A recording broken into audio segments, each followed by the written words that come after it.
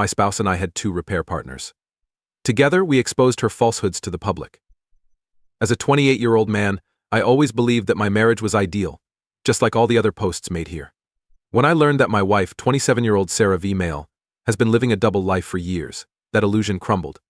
Although I'm still figuring out this complex problem, I figured that writing down my ideas will help me organize my thoughts. Also, if you have any advice, you guys may be of use. Sarah has always been committed to her family and is a stay-at-home mother. Not only our own family but all families. She is the kind of lady that is always in communication with her parents and constantly reminds me to stay in touch with my own parents and siblings as well. She has 2 sisters and 1 brother from her huge family, and she gets along well with each of them, as well as their wives and kids. She had always dreamed of us having our own family one day, and we had just lately begun making attempts. Whether it is because she is the eldest daughter or just because she is a family-oriented person, Sarah is the glue that keeps her family together. In her family, nothing happens without going through her first. It was therefore not shocking that she stepped up to take care of her mother when she fell ill. Her mother's illness meant that her parents, who were getting older and live alone, required assistance. Initially, Sarah spent every weekend with her parents. She looked to suffer from the journey because they lived out of town, but she never voiced any complaints.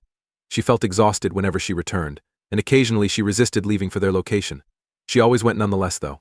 She would sacrifice everything for her family, as I mentioned. But after a month, it was different. She became more and more excited to visit her folks. There were a few occasions when she would depart early in the week and wouldn't return until Monday. Not that I gave it any thought until Monday, when she returned home. She informed me that Wednesday was her last day of stay. She had family back home, too, and I had to remind her of that.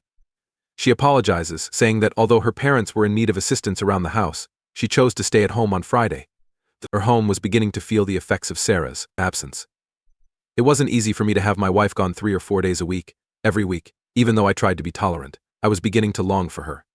Her absence complicated our decision to begin trying for a baby, which we had recently made by this point. She spent most of the week away from home, and when she did return, she was generally exhausted. It wouldn't be truly her till a day had gone by since her comeback. We really just had a day or 2 a week to try for a child, which is insufficient if you've ever been in that situation. I brought this up to her one day. I made an effort to avoid coming across as blaming her. I acknowledged that her mother needed her, but I also needed her. I informed her. I told her how difficult it was for me to be away from her, and that we would not be able to pursue a pregnancy if she was not living with us for the most of the time. She started crying right away. She said that I was holding her responsible for not being able to have children, and that she felt like a terrible mother, even to the unborn child we had not yet had. She would be an excellent mother, I promised her, and I persuaded her that I wasn't criticizing her. We managed to come to an agreement once she had calmed down. 3 days a week, she would spend time with her parents. Although she wasn't very excited about it, she acknowledged that it was best for our family. After that chat, I assumed things would get better. But that's when I noticed how far apart we were. Previously, I assumed it was because she was always exhausted. However, it was now apparent that she was somewhat disengaged. It frequently felt as though she was someplace else, even though she was physically present. There was no longer any closeness. Even though we were still trying for a child, it was becoming old. It had lost its inventiveness and enthusiasm. The small things were lacking, besides sex. The bedtime cuddles, little touches, and sporadic kisses had all disappeared. It was long before I had the courage to bring it up. I didn't want her to feel like I was criticizing her again, and I reasoned that she could be worn out from taking care of her mom every week. I remained silent so as not to provoke another emotional outburst, but I couldn't get rid of the sensation that something wasn't right. Then everything was altered. A man called Jake sent me a Facebook message. He claimed he had to discuss Sarah with me. I had a lot of concerns about it, but he wouldn't clarify. He simply kept saying that we had to speak because it was not a topic that belonged on the internet. I wanted to be careful, but I was also interested. This was a complete stranger requesting to meet with me face to face while discussing my wife.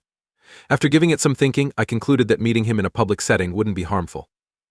I decided to meet in a cafe that was not too far from my place. There was a big difference between the Jake I saw online and the Jake I met in the cafe. Although Jake was the same guy, he didn't appear comfortable and had bags under his eyes since he hadn't slept. I was unable to determine if he was feeling anxious or depressed. He came over to sit with me and extended a hand as he spotted me. After saying hello, he fidgeted for a bit on the chair. I asked him what was up with my wife, and he said, "I've been seeing Sarah for a few months," in response. That was like a ton of bricks hitting me. I was too busy trying to figure out what I had just heard to say anything at first. He kind of explained the distance between us lately, even if I didn't want to accept it. Before I could reply, he continued and said that he had assumed he was the only one who had been seeing her. Since he also resided in the same city as her parents, he would meet her any time she visited. Eventually, when Facebook suggested me to him at random, he discovered that she was married. Upon reviewing my account, he discovered that I was wed to his girlfriend. This was, for some reason, much worse than learning that my wife had been unfaithful. She had been mistreating this man. She was living a different life in a different city with a guy. I'm sorry to say it, but for a split second, I believed this to be some kind of elaborate prank. When I did say anything, I told him to keep his distance from my wife and myself. I told him to go attempt his grift on someone else since I wasn't amused. Jake remained silent. He just showed me some photos of him and Sarah on his phone, pictures of the couple on dates. At restaurants, parks, and inside cars were there. She was dating this rando, not just someone she was sleeping with. That somehow compounded the treachery. Jake informed me that he began to have doubts about her since she never brought him back to her home. She stated he lived in a far finer house than hers, but he had insisted on it more than once. He spotted her with me in my profile picture when Facebook suggested me as a follower, so he looked through my account and noticed that I had hundreds of photos that clearly showed we were married. I informed him that it didn't add up. I mentioned that he would have seen a couple of our photos together on her social media accounts. Specifically, I recall that she had shared a collection of pictures from a trip we had done the previous year. Jake simply replied he didn't see anything with a shrug. I took out my phone and navigated to my spouse's social media accounts. As I read through everything, I realized that I had been thoroughly cleaned out. It seemed unbelievable to me. To keep me hidden from her affair partner, she had really removed every post that included me.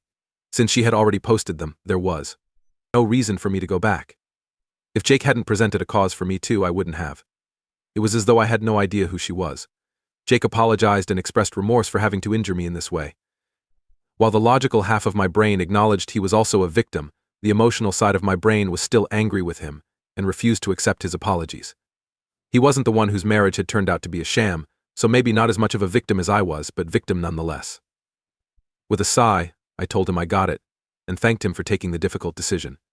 She has been telling me that she spends every weekend with her mother. Most likely she spent half of this time with you. She informed him she was taking care of her mother, and Jake nodded. When she would go for a few days without giving a reason, he had considered it strange and had assured him that was when she was with her mother. It seems that her mother served as our shared justification. Like me, he trusted her, so he'd never thought to question it. After we continued our conversation, everything started to fit. She was, as it happened, a really circumspect liar. In order to avoid accidentally disclosing personal information to Jake, she gave him the truth about her family, her job, and her mother's condition for the most part. She solely spoke falsehoods to Jake about her residence and marital status. She had used her position as a loving daughter to her advantage, preventing us from considering any discrepancies too carefully.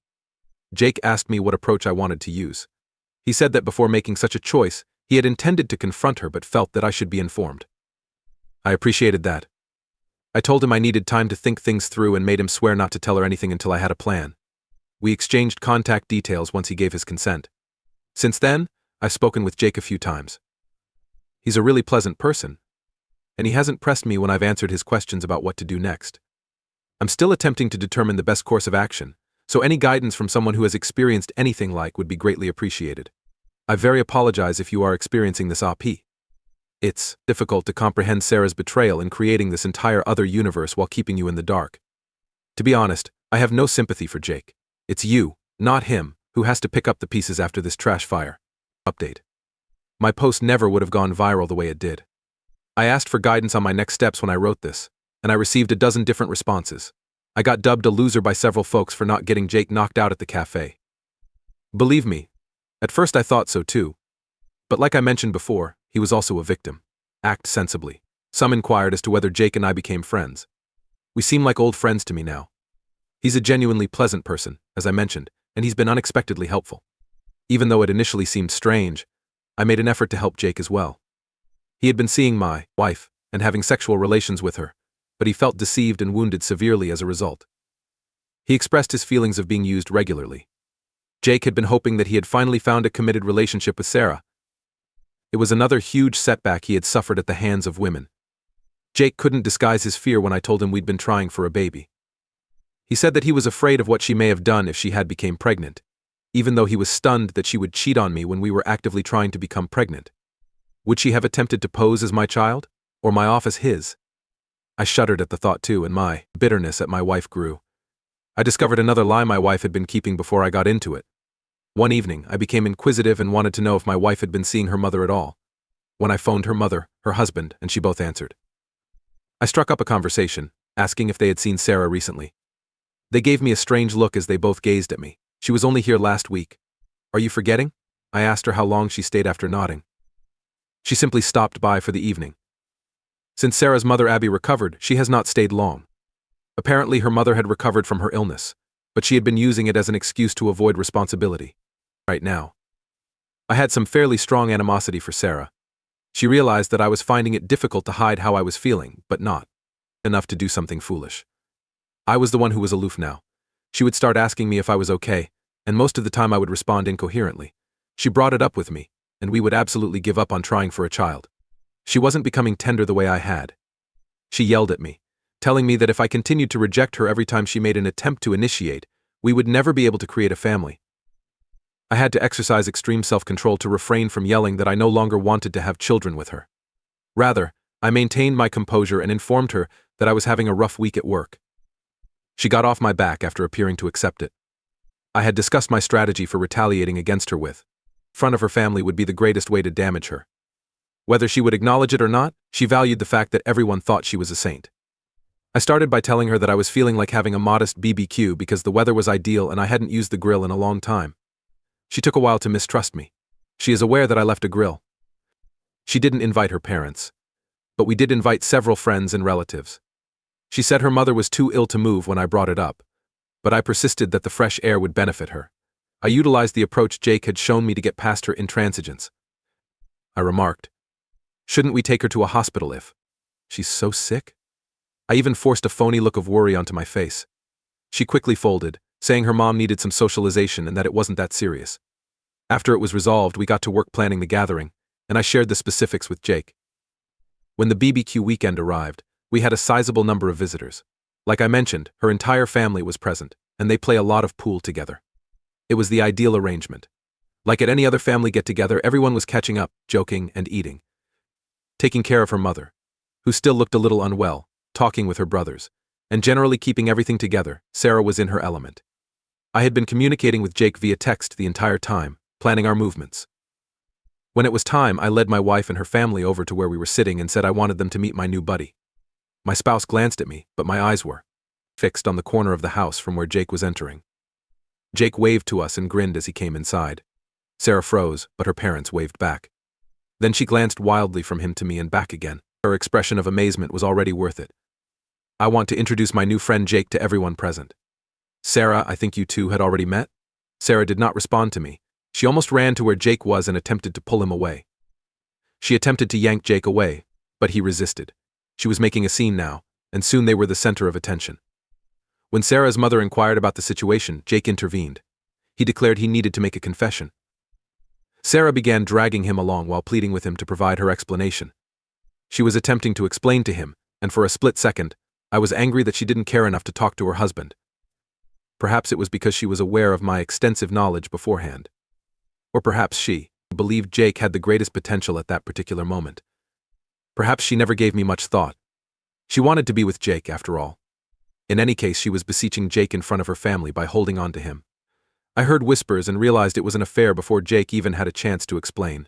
Sarah and I have been dating for a few months now. It just dawned on me recently that she was married, and I felt that the world deserved to know. Now everyone in the yard was muttering. Her relatives were astonished and incredulous. Sarah was staring at her relatives now she had stopped tugging at him.